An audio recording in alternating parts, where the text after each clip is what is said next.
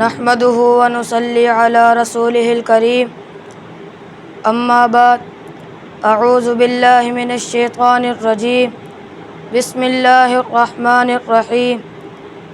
میرے دل میں محبت ہے محمد کے گھرانے کی، میرے دل میں محبت ہے محمد کے گھرانے کی، کروں ساری عمر نوکری اس آشیانے کی، کروں ساری عمر نوکری اس آشیانے کی۔ سامعین محترم، آج 10 محرم کا دن ہے۔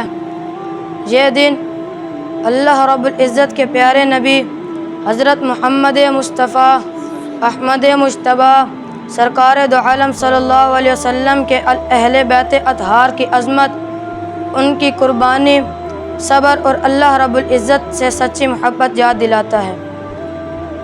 سامعین محترم، اہل بیت وہ مبارک ہستیاں ہیں جن سے محبت کا اظہار خود رسول اللہ صلی اللہ علیہ وسلم نے کیا۔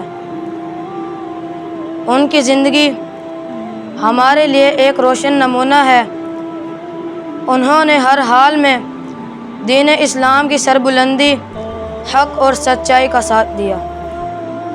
میرے بھائیوں، دوستوں اور بزرگوں، خاص طور پر حضرت امام حسین رضی اللہ تعالی عنہ کی زندگی ہمارے لیے ایک سبق ہے۔ ہم ہمیشہ سچ کا ساتھ دیں، ظلم سے بچیں اور اللہ رب العزت کی رضا کو خواہشات پر مقدم رکھنا چاہیے۔